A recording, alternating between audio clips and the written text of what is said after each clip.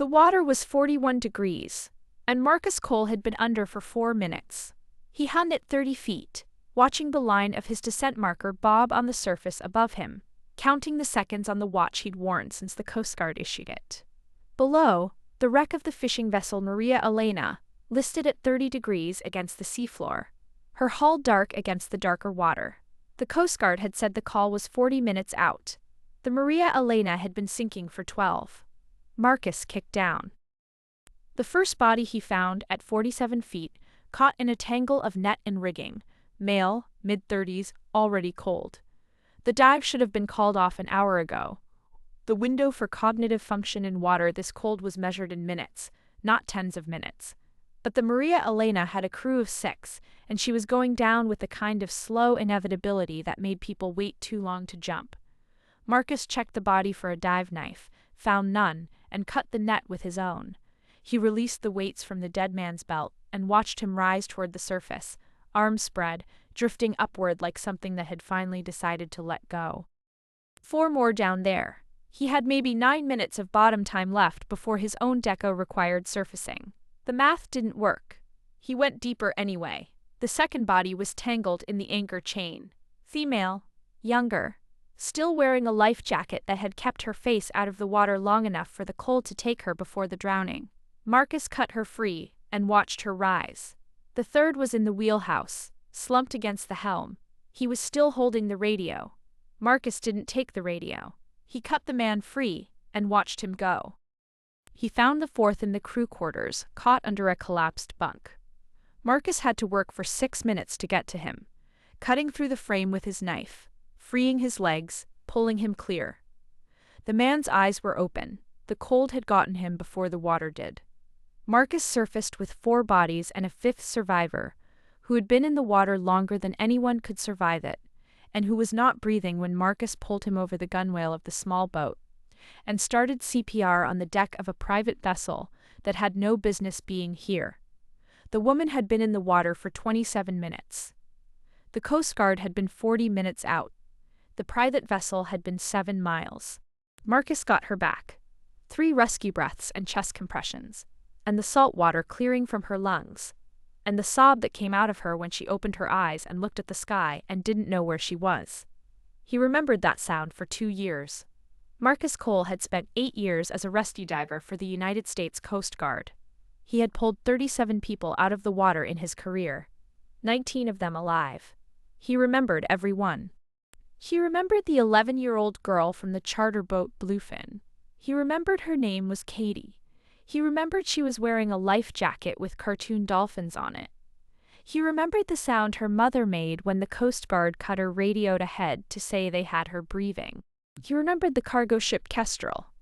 He remembered the 3 hours he spent cutting through the hull with an axe because the normal access points were flooded and the ship was going down, and there were 7 people in the engine room who had run out of air and were drowning in a bubble of trapped atmosphere 6 feet below the waterline. He remembered the first man through the hole he cut, blinking in the emergency light. He remembered the 7th, who had stopped breathing and who Marcus had brought back with 2 rescue breaths, and who had grabbed Marcus's arm and said, "I thought you were a dream." He remembered the call he wasn't fast enough for. The pier collapse in Sarasota.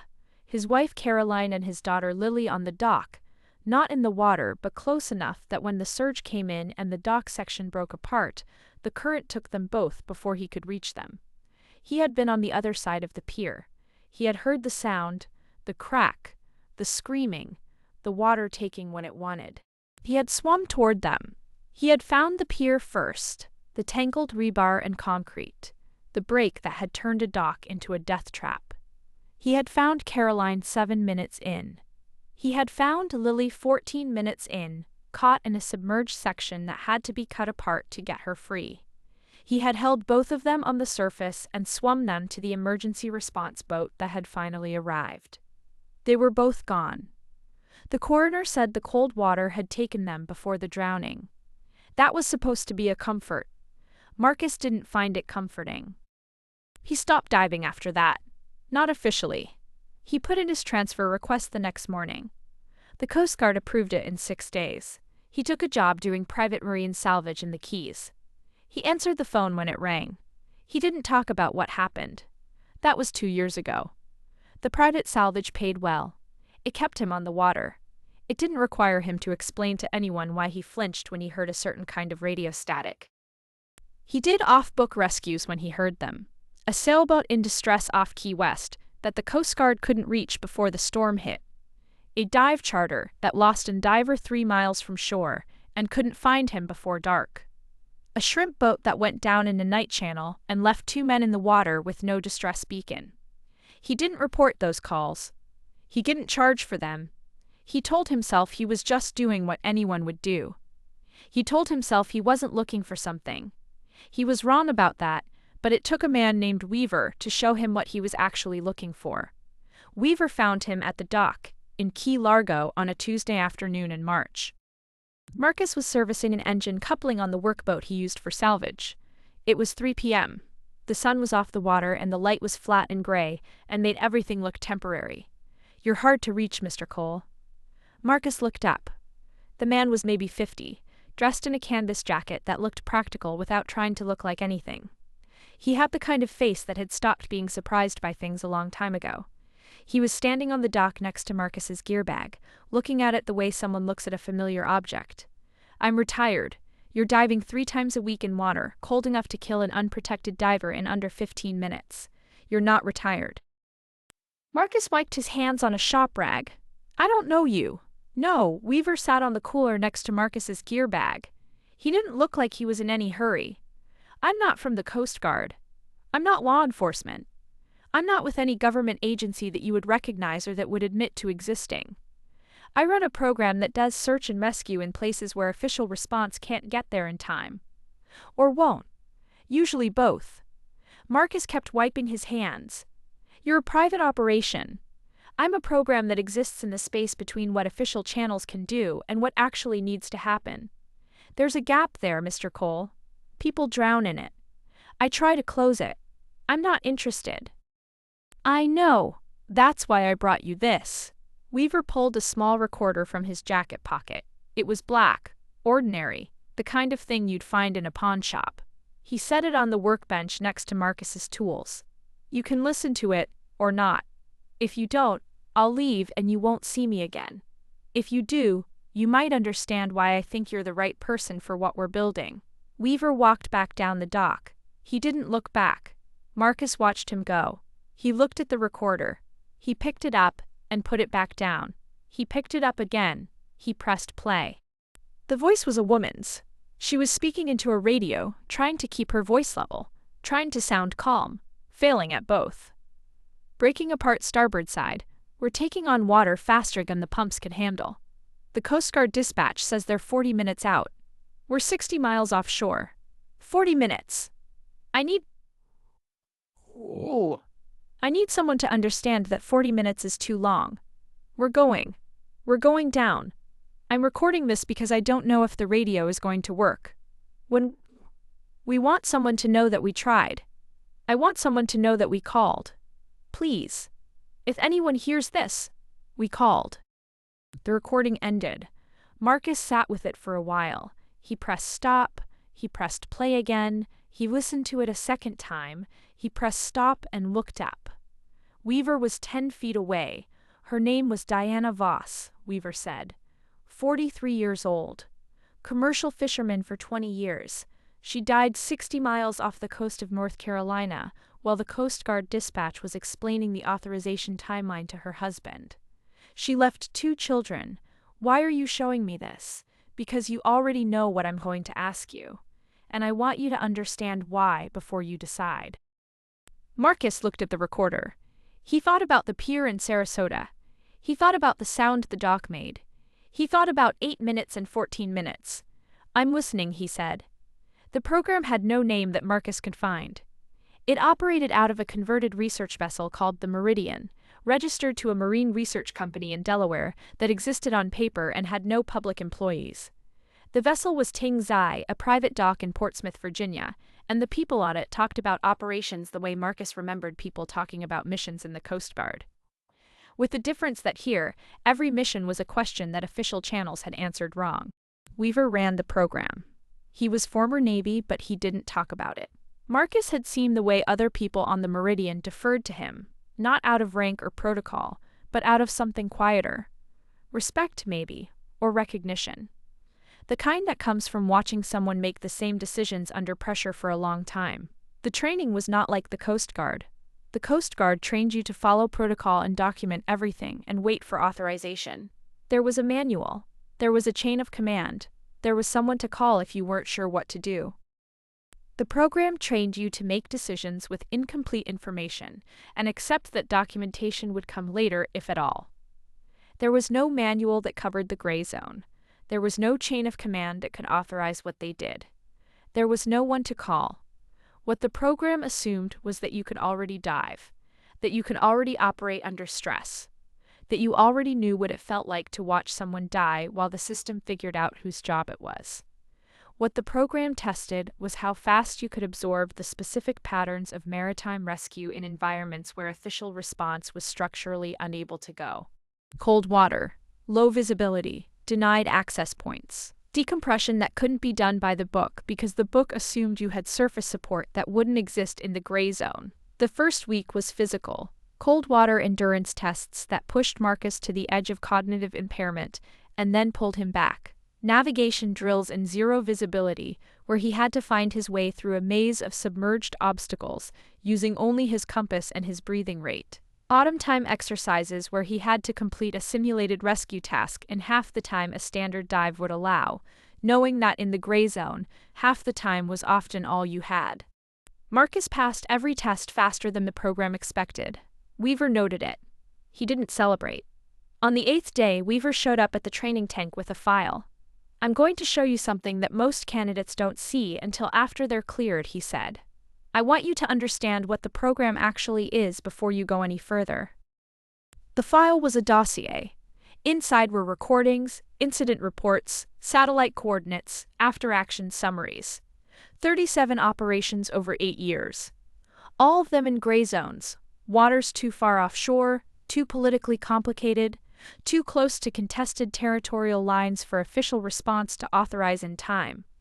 All of them rescues that happened because someone made the call to go before authorization came through. The recordings were the hardest part. Final transmissions. Distress calls that arrived too late. Voices of people who didn't know that the response they were waiting for was never coming. Marcus listened to 4 of them. Then he stopped. "Why are you showing me this?" "Because you need to understand what the program actually is. It's not a rescue organization. It's a proof of concept. It's asking the question, what happens when you remove the delay between decision and action? What does rescue look like when you cut out the part where someone decides whether to act? And if the answer is that more people live, then we've proven something. If the answer is that we've just created another group of people operating without accountability, then we've created something dangerous." Weaver took the file back. "I think the answer is the first one.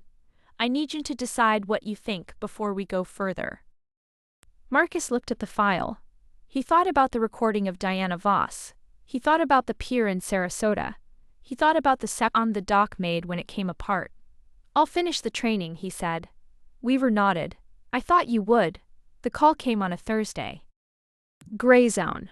Disputed waters. A cargo ship, the Valiant Star, had struck an unmarked submerged object 90 miles off the coast of Nova Scotia and was taking on water faster than her pumps could handle. The cargo was iron ore. She wasn't sinking fast enough for the shipping lane to clear. She was sinking slowly enough that the distress call went out, and the official response started to form, and the question of who had jurisdiction over the rescue became a legal debate that was happening in real time while the Valiant Star went down. The program's intelligence had picked up the distress signal before the Coast Guard dispatch had finished processing it. The Meridian changed course immediately. Weaver was on the bridge in under 4 minutes. The Valiant Star had a crew of 22. Her master had ordered the evacuation to lifeboats 20 minutes after the collision. The lifeboats were deployed in heavy seas. 4 of them had capsized in the launch. 1 had been caught in the ship's downflooding and pulled under. 31 survivors in the water, water temperature 38 degrees, air temperature just above freezing, and the nearest Coast Guard cutter was 3 hours away. The Meridian was on scene in 90 minutes. Marcus was in the water in 7. The first 4 survivors came out of a listing cargo hold that was half flooded. Marcus found them with his dive light in water so cold his hands were going numb inside his gloves. 2 were conscious, 2 were not. He got all 4 to the surface in 11 minutes. He surfaced with the second unconscious survivor and handed them off to the program's small boat team and went back down. The 5th survivor was in the engine room. The water was chest-high and rising. The man was trapped behind a collapsed section of machinery that had come loose when the hull buckled. Marcus spent 9 minutes cutting through the obstruction with a hand cutter, working by the light of his helmet lamp, his breath loud in his regulator. The man was unconscious when Marcus got to him. He was not breathing. Marcus inflated his BC, cut him free from the wreckage, and started swimming him to the surface. He had to stop twice on the way up to clear the man's airway and keep him breathing. The man's chest moved once under Marcus's hands, and then stopped, and Marcus did 2 more rescue breaths, and felt the ribs move and the air go in, and the man started breathing again. They got him to the small boat. The program's medic worked on him for 4 minutes before the man's chest kept moving on its own. Marcus sat on the deck of the Meridian with his wetsuit open and his hands shaking, and he watched the medic keep working until the man from the engine room was breathing on his own. The total time from Marcus entering the water to the last survivor reaching the small boat: 31 minutes. The Coast Guard cutter arrived 2 hours later. Weaver said nothing about it in the debrief except to note that the time was good. 3 days later, Weaver played Marcus a second recording. The Aurora, the same gray zone, the same disputed waters, a similar collision with a submerged object. The Coast Guard had responded through official channels. They had followed protocol. The rescue had been authorized, dispatched, and executed by the book. Every step documented. Every decision approved by someone with the authority to approve it. The Aurora had a crew of 19. The official response reached her in time to recover the bodies. 14 crew members were recovered from the water. None of them alive. Weaver's question was quiet. What did protocol save? Marcus listened to the recording of the Aurora's final transmission. The same kind of voice as Diana Voss. The same attempt to stay calm. The same realization creeping in. 18 minutes, Marcus said. That's the difference. What is? The response time from the first distress call to when they entered the water. The Coast Guard cutter followed protocol. It took them 3 hours and 40 minutes from the call to the first rescue swimmer in the water. We had a swimmer in the water in 7 minutes because we don't wait for authorization. And what does that tell you? Marcus looked at the recording equipment. He thought about the Valiant Star and the man from the engine room whose chest started moving under the medic's hands. It tells me that the system is real. The gap is real. The people who drown in it are real. And I understand what the program is now. Weaver waited. It's not a rescue organization, Marcus said. It's a demonstration. You're showing that the gap can be closed, that someone can make the call and be right. And if we're wrong, if the call we make is the wrong one, then someone dies. But they might have died anyway. At least this way someone tried. Weaver turned off the recorder. You're cleared, he said. Welcome to the program. The final call came in November this year. A research station on a remote platform in the North Atlantic, operated by a private oceanographic institute that studied deep water currents. The platform was a converted oil rig supply ship that had been moored in deep water for 3 years, equipped with labs and living quarters for 12 scientists and a crew of 6. It was 50 miles from the nearest shipping lane, in water 400 feet deep, in seas that ran 8 to 10 feet most of the year and 15 feet when the weather turned. The fire started in the engine room during a routine maintenance cycle. The fire suppression system failed. The communications array was destroyed in the smoke before anyone could transmit a distress call. By the time the platform's backup beacon activated, the platform was listing at 15 degrees, and the fire had spread to the living quarters. 8 scientists on board. The nearest Coast Guard station was 6 hours away by helicopter. The seas were running 12 feet with gusts that made helicopter extraction impossible. The platform was structurally compromised and the fire was spreading, and the 8 scientists had retreated to the lab section on the highest point of the vessel, above the waterline, waiting for help that was 3 hours away by fast boat, and 6 hours by helicopter if the weather cleared. The program bought the signal through a back-channel tip from a maritime monitoring service that owed Weaver a favor. The Meridian was on scene in 5 hours. Marcus was in the water in the first hour. The rescue took 9 hours. The first hour was topside assessment. Marcus swam the perimeter of the platform in water, just warm enough to keep his core temperature stable, checking the damage from outside. The fire had consumed the main superstructure. The living quarters were gone, the deck buckled and scorched, the bulkheads pushed in by the heat and the water that had been used to fight the fire. The lab section, where the 8 scientists had retreated, was still intact, but the only access was through the water. A single hatch on the port side that opened into a flooded corridor that connected to the main body of the platform. Marcus surfaced and reported to Weaver on the bridge of the Meridian. "There are 8 people in the lab section," he said. "The corridor is flooded. I can get to them from outside, but the interior access is blocked. The corridor hatch is intact, but the interior door is jammed. I'll need to cut through to get them out. How long? 2 hours to get everyone out if the cutting goes well. 3 if it doesn't." Weaver looked at the platform. The fire had died to embers in the wind, but the structure was clearly unstable. "What about the platform itself?" "It's coming apart. The fire weakened the supports. I'd estimate we have 4 hours before it goes." "What about the people inside?" "They'll have to stay in the lab section until I get them out. The lab is above the waterline. The fire hasn't reached it. But the heat is building. I'd give it 2 hours before the bulkheads fail." Marcus had done the math. If he worked fast and nothing went wrong, he could get everyone out in 3 hours. If something went wrong, he would lose people. "Go," Weaver said. Marcus went down the access line with a cutting torch, a full suite of dive gear, and 3 additional air tanks staged at 30-foot intervals along his descent path. The water at 40 feet was cold enough that his exposure suit was necessary. At 60 feet, it was dark enough that his light was the only reference point. He found the flooded corridor and swam it to the hatch. The hatch was closed but not sealed. Pressure had blown it inward when the corridor flooded. Marcus pulled it open and swam through. The corridor was 30 feet long and completely flooded. At the far end, a second hatch led to the lab section. Marcus tried the handle. It didn't move. He examined the seal. The heat from the fire had warped the frame. The hatch would need to be cut, not forced. Marcus retreated to the corridor's midpoint, positioned his cutting torch, and started to work. The first cut took 22 minutes. Marcus was on his second air tank by the time the piece of hatch wall he cut fell away into the dark water. He swam through into the lab section. 4 scientists were waiting there, clustered in the dry section of the lab with their emergency supplies. They were alive. They were also hypothermic and frightened. One of them, a woman in her 40s, was crying quietly. Marcus told them what he was going to do. He told them to stay calm. He told them he would come back for all of them. He told them to trust him.